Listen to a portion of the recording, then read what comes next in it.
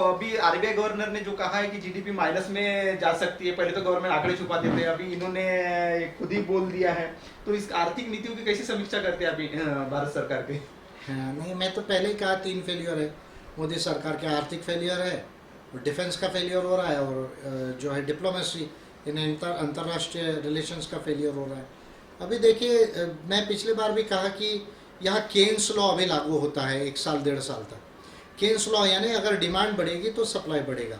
तो Keynes law के हिसाब से यदि आपको काम करना है तो डिमांड को अगर बढ़ाना है तो आपको एडिशनल 3% ऑफ द जीडीपी, अभी आपने 1% ऑफ द जीडीपी एडिशनल, लगभग 1.2% ऑफ द जीडीपी एडिशनल आपने स्पेंड किया।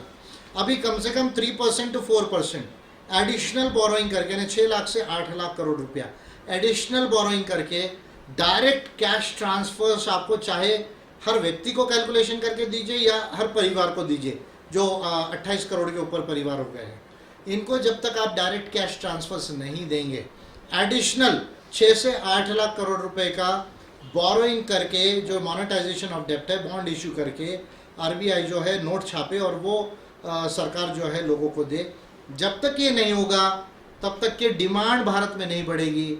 जब तक केनेसियन लॉ, डिमांड का लॉ जब तक जो है अभी आगे नहीं आएगा, तब तक के जो है वो भारत में सप्लाई साइड जो है वो दुरुस्त नहीं हो सकता, छोटी बड़ी इंडस्ट्रीज़ का फुल प्रोडक्शन नहीं हो सकता और प्रॉफिटेबिलिटी नहीं आ सकती। ये 2 चीज़ें नहीं हुई तो नेचुरल है जीएसटी नीचे आएगा। अब जीएसटी 45% केवल पर है अभी कलेक्शन जो है वो, फिर आपके डायरेक्ट टैक्सेस कम आएंगे, इनडायरेक्ट टैक्सेस कम आएंगे, फिर आपको फिर बोरोइंग करना पड़ेगा, तो आपकी बोरोइंग की भी लिमिटेशन है, डेप्ट की भी लिमिटेशन है। तो इसलिए सरकार ने अभी जो ऐसे दुनिया में हुआ है कि दुनिया की बाकी सरकारों ने भी 15 से 20% जो है 10 से 20% ये कोरोना के इसमें खर्चा किया, लेकिन मोस्ट ऑफ द कंट्रीज़ ने डिमांड बढ़ाने के लिए डायरेक्ट कैश ट्रांसफर्स किए और इनकम सपोर्ट्स दिए लोगों को, और फूड सपोर्ट दिया है और हेल्थ का सपोर्ट दिया है। तो ये जब तक नहीं होगा तो भारत की अर्थव्यवस्था, जो आरबीआई के गवर्नर ने कहा, मैं समझता हूँ कि आखिरकार उन्होंने जाके अपनी ड्यूटी को जो है वो पूरा किया है। और जो सीडी देशमुख हैं, जो हमारे फर्स्ट गवर्नर थे रिजर्व बैंक ऑफ इंडिया के, तो रिजर्व बैंक ऑफ इंडिया का भी बनने का एक बड़ा इतिहास है। जो केन्स के इम्पेरियल बैंक ऑफ इंडिया 1920 से लेकर जो है उसके पहले 1867 तक जो है वो शायद डिक्सन स्कीम है, वो जो है जो जो बंगाल के जो है बंगाल के प्रेसिडेंसी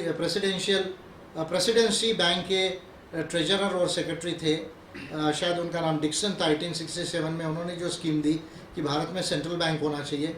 उसके बाद चेम्बरलिन कमीशन बना 1913 में, और जॉन मेराट केन्स जो फेमस इकोनॉमिस्ट थे, उन्होंने भारत के लिए इंपीरियल बैंक ऑफ इंडिया का मॉडल बना के दिया।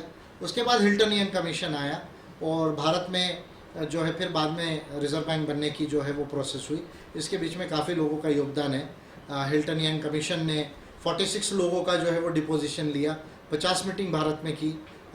यूके में जो है 17 लोगों का डिपोजिशन लिया, वहाँ पर 50 मीटिंग की, और उसमें फिर बहुत सारे ब्रिटिश ऑफिसर्स या जो बैंक ऑफ इंग्लैंड के जो गवर्नर थे उनके भी बहुत सारे रोल्स हैं, तो मैं उस पर आज डिटेल नहीं कहना चाहूँगा। लेकिन केन्स लॉ, क्योंकि केन्स का यहाँ संदर्भ आया, तो वो जो मैं कहना चाहूँगा। और रघुवर दास जी ने, सीडी देशमुख जो हमारे फर्स्ट इंडियन गवर्नर थे, जो महाराष्ट्र से थे, कोंकण से, और आईसीएस पास थे, और फिर आईएमएफ के भी वो आईएमएफ में भी उन्होंने पार्टिसिपेशन किया है। तो उस लिहाज से जो शायद रघुवर दास है उनका नाम, जो है, जो भी है, फर्स्ट नेम गलत हो सकता है, but governor of reserve bank of India ने ये करेक्ट बात कही है कि डिमांड और हमारी जो पोटेंशियल है प्रोडक्शन का वो पूरी तरह टूट गया और इसमें कई साल लगेंगे सुधारने के लिए। मैं समझता हूँ तो उन्होंने इस बार कैंडिड वे में, ऑनेस्ट वे में अपनी बात को एक्सप्रेस किया है, मोदी जी के लिए झूठ नहीं बोला। ये एक अच्छा संकेत है कि वो अर्नब गोस्वामी के कैटेगरी में नहीं है, जो फिलहाल में अर्नब गोस्वामी मोदी जी के लिए और हिंदुत्व लॉबी के लिए सबसे ज़्यादा झूठ बोलने के लिए जो है अभी संपादक नहीं, वो उनके समर्थक नज़र आ रहे हैं। तो कम से कम दास जी जो है governor of reserve bank of India Arnab Goswami की कैटेगरी में नहीं है। तो ये सब चीज़ें करने से एडिशनल जब तक आप कैश ट्रांसफ़र नहीं करोगे, आपका डिमांड पिकअप नहीं होगा भारत में, और बड़ा बुरा समय भी आ सकता है आगे, वो तो दिख ही रहा है अभी धीरे धीरे।